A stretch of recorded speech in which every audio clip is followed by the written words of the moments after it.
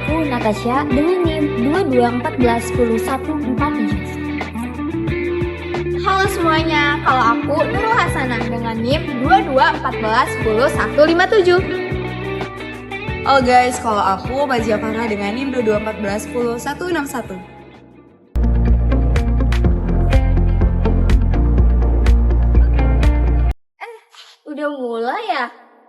Ngomong-ngomong, soal perdagangan internasional tuh apa sih?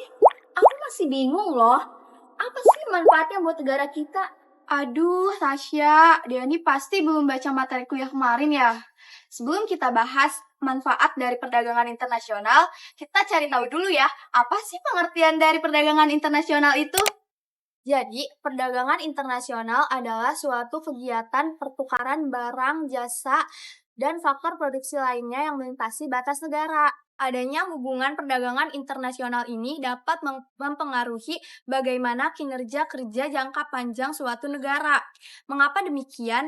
Yaitu disebabkan oleh 3 faktor. Yang pertama, karena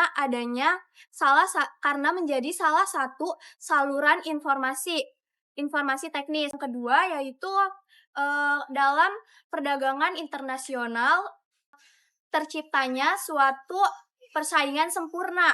Makanya tuh terjadi adanya inovasi serta ide-ide baru.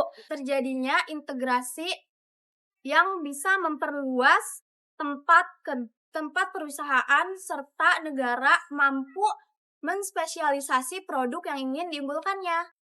Nah, itu pengertiannya kan, kalau manfaatnya negara kita bisa ekspor barang-barang yang kita unggul loh, dan yang kita punya. Terus juga kita bisa impor barang-barang yang kita nggak punya. Jadi kebutuhan kita saling tercukupi deh. Contohnya nih kayak Nurul. Nah, Nurul ini kan dia sering banget nih skincare impor dari Korea. Nah, itu salah satu bentuk perdagangan internasional loh teman-teman. Cuman lebih ke untungnya sih lebih ke kulit skincare, lebih ke kulit glowingnya dia ya daripada ekonomi negara kita. Hehe.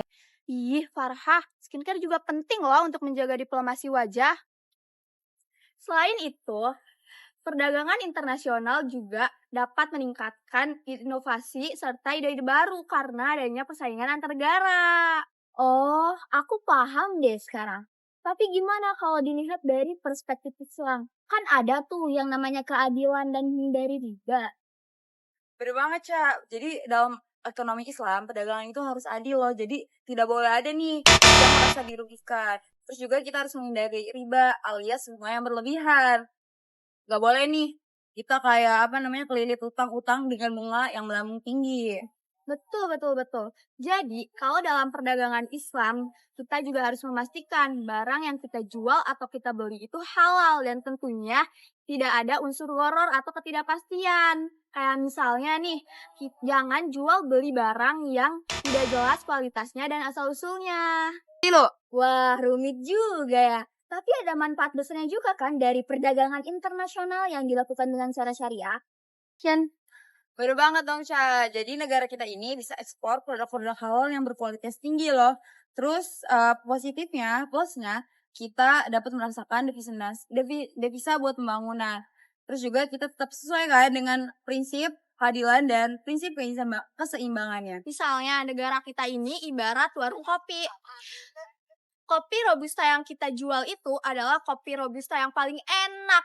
Kita jual kopi itu ke luar negeri. Nah, hasil dari penjualan kopi itu, kita beliin mesin kopi yang paling canggih dari luar. Tapi syaratnya mesin kopi itu harus terbebas dari riba dan juga transaksinya harus jujur. Nah, itu yang disebut ekonomi syariah dalam perdagangan internasional. Nurul, perumpamaan warung kopi ini masuk akal juga ya.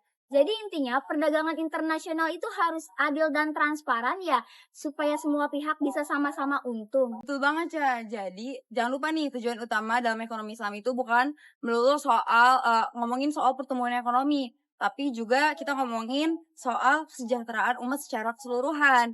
Jadi, selain bicara soal profit, kita juga jangan lupa buat mikirin dampak sosial ke depannya gimana. Yap, betul banget. Jadi, kalau kita ekspor barang halal, yang kita dapat tuh bukan cuma cuan doang, tapi juga keberkahannya. Kalau kita ekspor barang beres, kita tuh pasti disupport terus sama pemerintah. Jadi, ekonomi kita dapat tumbuh tanpa harus mengorbankan nilai-nilai Islami. Sejenak dulu ya, kita mau iklan dulu.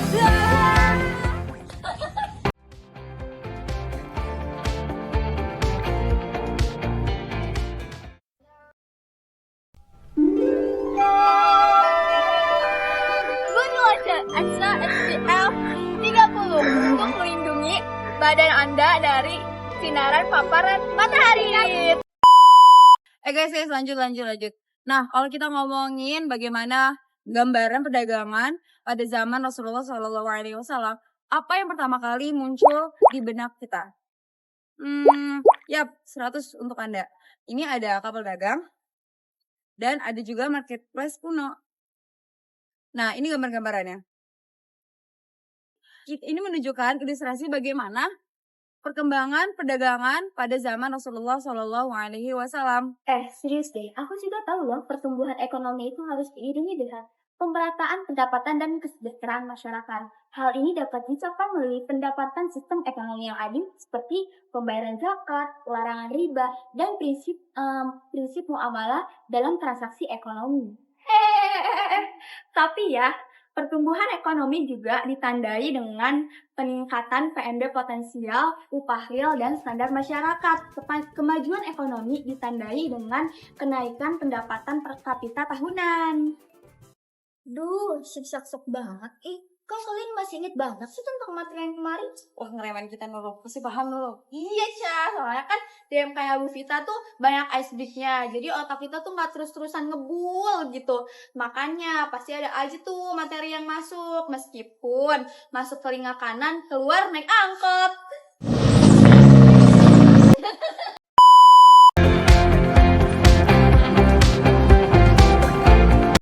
Não precisa ter medo de vir pro baile sozinha. A tropa de Cuiabá te envolve na putaria. Tuf, pof, vapo o dia inteiro. Finge que a minha língua é piscizinho do teu grelo. É tuf, pof, vapo o dia inteiro. Lanjut. Sebelum kita bahas materi yang lain, kita tanya balik dulu ya ke Tasya.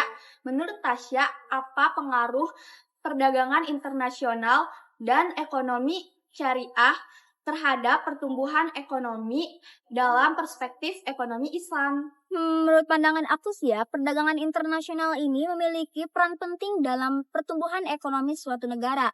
Dalam konteks Islam, perdagangan internasional ini harus dilakukan dengan prinsip-prinsip keadilan dan saling menguntungkan.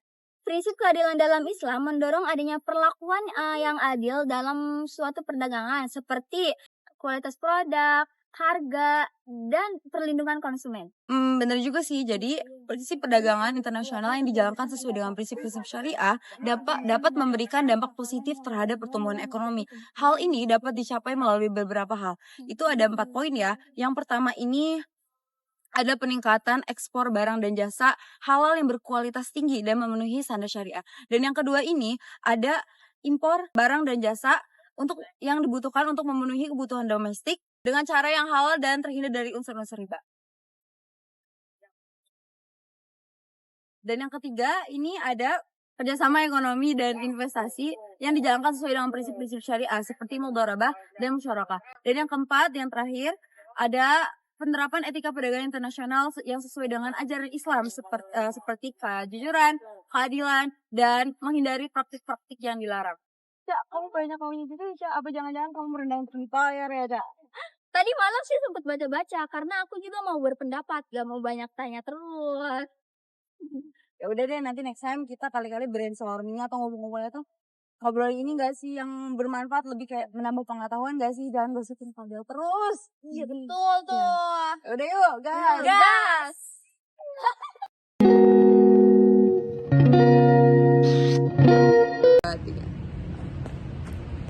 Ada katak, ada babi. Cakep. Dilihat ilmu sekali. Cakep. Terima kasih dari kelompok kami. Cakep. Dada gua sakit. Terima kasih telah menjadi pendengar kelas kami. Yeay.